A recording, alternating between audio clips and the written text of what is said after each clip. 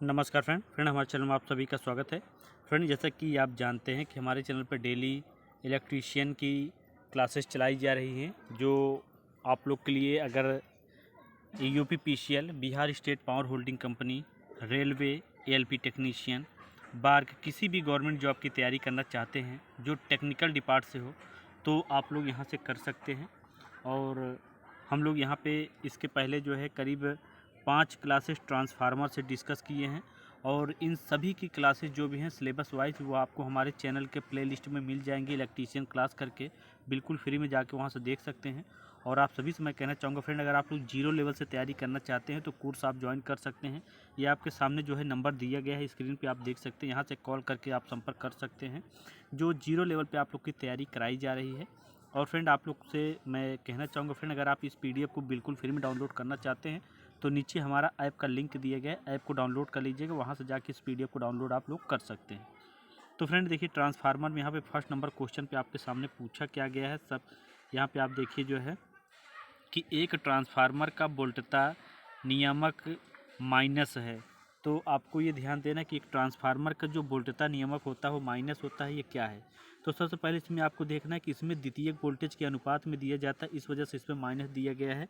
तो ए में देखिए मतलब यहाँ पे क्या दिया गया है कि शून्य होगा, बी में अग्रगामी होगा, सी में जो है पश्चगामी, या डी में जो है इकाई यूनिट। तो आपको यहाँ पे ये ध्यान देना है कि इसमें हमारा जो वोल्टेज दिया गया है ये क्या कहते हैं माइनस में, तो इसका शक्ति गुणक के बारे में पूछा गया है। तो शक्ति गुणक हमारा जो अगर यहाँ पे देखा जाए तो ये हमारा अग्रगामी होगा, ना कि शून्य होगा। अगर यहाँ पे माइनस को अगर हमारा शक्ति गुणक ना होता तब हमारा शून्य पे होता, लेकिन यहाँ पे हमारा बी ऑप्शन करेक्ट होगा, अग्रगामी हमारा यहाँ पे सही होगा। और यहाँ पे आपको ये भी ध्यान देना है कि ये हमारा जो है द्वितीयक वोल्टेज के अनुपात में दिया गया है, ये भी आपको ध्यान देना है। सेकेंडरी है, प्राथमिक होता तब हमारा शून्य हो जाता है, ये भी आप लोग को ध्यान देना है, ठीक है।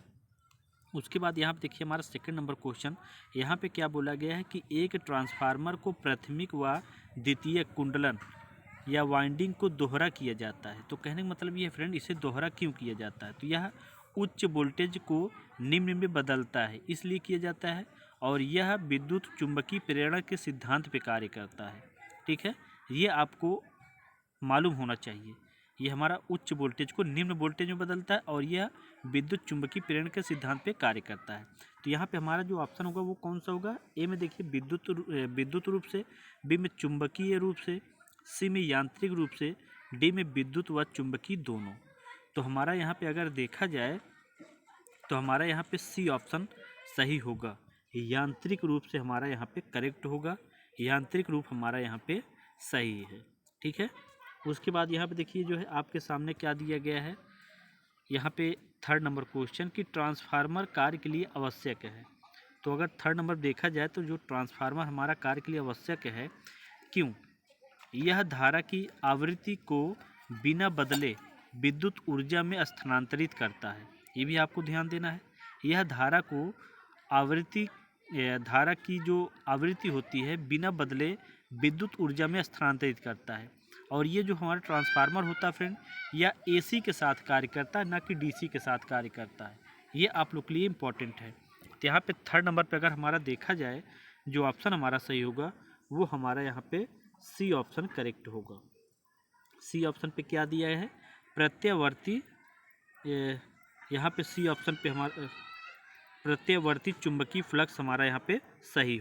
तो फ्रेंड उसके बाद अब हम लोग जो है यहाँ पे फोर्थ नंबर क्वेश्चन पे डिस्कस करेंगे। और फोर्थ नंबर देखिए क्या दिया गया है कि जो आवृत्ति बढ़ाने पर ट्रांसफार्मर में क्या होता है। तो सबसे पहले आपको ये ध्यान देना है कि आवृत्ति बढ़ाने पे जो है ट्रांसफार्मर में यहाँ पे जो है पूछा गया है कि क्या होता है। तो आकार अगर देखा जाए तो ट्रांसफार्मर में कम हो जाता है, लेकिन ये हमारा जुड़ा किससे है कि आवृत्ति बढ़ाने पर ट्रांसफार्मर में जो होता है आकार कम हो जाता है। तो यहाँ पे ए में देखिए ताम्रहानि बढ़ती है, या फिर यहाँ पे ताम्रहानि घटती है, या ताम्रहानि परिवर्तित रहती है, या फिर कोई नहीं। तो यहाँ पे हमारा अगर देखा जाए तो यहाँ पे हमारा क्या ऑप्शन सही होगा? यहाँ पे फोर्थ नंबर का हमारा सी ऑप्शन करेक्ट होगा, ताम्रहानि अपरिवर्तित रहती है, ठीक है। और यहाँ पे आकार में क्या होता है? कम हो जाता है, ये भी आपको ध्यान देना है। उसके बाद 5 नंबर देखिए क्या बोला गया है कि इनमें से कौन बूस्टर ट्रांसफार्मर है। तो सबसे पहले 5 नंबर पर अगर देखा जाए तो इसका प्रयोग हम लोग मुख्य ट्रांसफार्मर से दूर एक बिंदु पर संभारक के वोल्टेज नियंत्रित करने के लिए करते हैं। ये भी आपको ध्यान देना है, मतलब इसको हम जो है वोल्टेज नियंत्रित करने के लिए हम लोग करते हैं। और यहाँ पे क्या होगा, ट्रांसफार्मर बूस्टर के अगर देखा जाए तो करंट या पॉजिटिव या फिर यहाँ पे जो है ऑटो या फिर पावर। तो हमारा यहाँ पे अगर देखा जाए 5 नंबर का तो सी ऑप्शन हमारा सही होगा, ऑटो ट्रांसफार्मर होता है। और ऑटो ट्रांसफार्मर हम लोग कहाँ पे प्रयोग करते हैं ये भी आपको ध्यान देना है। तो ऑटो ट्रांसफार्मर प्रयोग हम लोग स्टेबलाइजर आदि में प्रयोग करते हैं, ये भी आपको ध्यान देना है, ठीक है। जिससे कि आप लोग देखते हैं जब बिजली कट जाती है या फिर आ जाती है तो वहाँ पे ट्रांसफार्मर क्या होता है, ऑटो कट रहता है, ठीक है। उसके बाद देखिए 6 नंबर पर देखिए आपके सामने क्या दिया गया है कि यहाँ पे एक ट्रांसफार्मर में कौन सी जांच उसकी नियमन, इफिशियंसी या दक्षता तथा तापमान की जानकारी देता है। तो 6 नंबर पर अगर देखा जाए तो यह शक्ति भार गुणक पर निर्भर करती है, ये भी आपको ध्यान देखना है, मतलब यह हमारी शक्ति गुणक भार पर निर्भर होता है। तो यहाँ पे ए में देखिए खुला परिपथ दिया गया है, बी में बैक टू बैक जांच दिया गया है, सी में जो है हॉपकिंस जांच या डी में लघु परिपथ जांच। तो हमारा 6 नंबर का अगर देखा जाए तो बैक टू बैक जांच होगा हमारा, और ये हमारा किससे रिलेटेड करता है, या शक्ति भार गुणक पर निर्भर करता है, ये भी इम्पोर्टेंट होता है, आपको ध्यान देना है, ठीक है 6 नंबर क्वेश्चन पे। उसके बाद 7 नंबर देखिए क्या दिया गया है कि एक सेल टाइप ट्रांसफार्मर होता है। 7 नंबर पर अगर देखा जाए तो एक सेल टाइप ट्रांसफार्मर क्या होता है, तो ये आपको देखना है कि इसमें चुंबकीय जो परिपथ होते हैं ये 2 होते हैं, ये आपको ध्यान देना है कि जो हमारे सेल टाइप चुंबकीय परिपथ होते हैं वो 2 होते हैं। तो एम देखिए हिस्टैरिसीस हानि नहीं होती है, बी में एड़ी करंट नहीं होती है, सी में कॉपर हानि नहीं होती है, या डी में जो है अगर यहाँ पे देखा जाए तो फ्लक्स लीकेज कम होता है। तो 7 नंबर पे हमारा यहाँ पे डी ऑप्शन ही करेक्ट होगा, फ्लक्स लीकेज कम होता है एक सेल टाइप ट्रांसफार्मर में। तो ये इसमें अगर देखा जाए तो जो 2 चुंबकीय परिपथ होते हैं सर्किट होते हैं, ठीक है। उसके बाद देखिए 8 नंबर पे क्या पूछा गया है कि ज़्यादा फ्रीक्वेंसी ट्रांसफार्मर में कौन सी कोर प्रयोग करते हैं। कहने का मतलब ये है कि 8 नंबर पे पूछा गया है कि यह यहाँ पे ज़्यादा फ्रीक्वेंसी ट्रांसफार्मर में कौन सी कोर प्रयोग करते हैं। तो ए में देखिए कॉपर कोर, बी में कास्ट आयरन कोर, सी में एयर कोर, डी में माइल्ड स्टील MS स्टील आप कह सकते हैं। तो हमारा अगर 8 नंबर पे देखा जाए फ्रेंड तो यहाँ पे हमारा सी ऑप्शन करेक्ट होगा, एयर कोर। लेकिन इसका अगर काम देखा जाए तो क्या होता है, यह निम्न आवृत्ति संचालन के लिए प्रयोग करते हैं, ये आपको ध्यान देना है। ज़्यादा फ्रीक्वेंसी जो ट्रांसफार्मर होता है इसे हम लोग निम्न आवृत्ति संचालन के लिए प्रयोग करते हैं। उसके बाद देखिए यहाँ पे 9 नंबर क्वेश्चन, यहाँ पे क्या पूछा गया है 9 नंबर क्वेश्चन पे कि ट्रांसफार्मर EMF इलेक्ट्रोमैग्नेटिक फोर्स समीकरण में फ्लक्स की कौन सी वैल्यू ली जाती है। तो ए में देखिए औसत वैल्यू, बी में अधिकतम वैल्यू, सी में वर्ग मध्य वैल्यू, डी में यहाँ पे तात्क्षणिक वैल्यू होगा। तो यहाँ पे हमारा 8 नंबर पर अगर देखा जाए तो 9 नंबर पर देखा जाए तो सी ऑप्शन सही होगा, वर्ग मध्य वैल्यू, ठीक है, वर्ग मध्य वैल्यू हमारा सही होगा। लेकिन हमारा ट्रांसफार्मर EMF समीकरण क्या है ये सबसे इम्पॉर्टेंट हो जाता है, आपके मन में ये होगा। तो आपको ध्यान देना है कि यह फ्लक्स की समय के दर के बराबर होता है, ये आपको ध्यान देना है। जो हमारा EMF होता है यह फ्लक्स की समय की दर के बराबर होता है, ये इम्पॉर्टेंट होता है, ठीक है। तो इस वजह से हमारे यहाँ पे वर्ग मध्य वैल्यू सही होगा। उसके बाद देखिए 10 नंबर क्वेश्चन, यहाँ पे क्या पूछा है कि ट्रांसफार्मर का साइज क्या निर्भर करता है। तो यहाँ पे हमारा अगर देखा जाए तो ए में देखिए आवृत्ति, बी में कोर एरिया, सी में कोर पदार्थ का फ्लक्स, डी में ये सभी। तो फ्रेंड हमारा जो ट्रांसफार्मर का साइज निर्भर करता है वो हमारा ये सही होगा, आवृत्ति, कोर का एरिया, कोर पदार्थ का फ्लक्स, ये सभी हमारा ट्रांसफार्मर का साइज निर्भर करता है।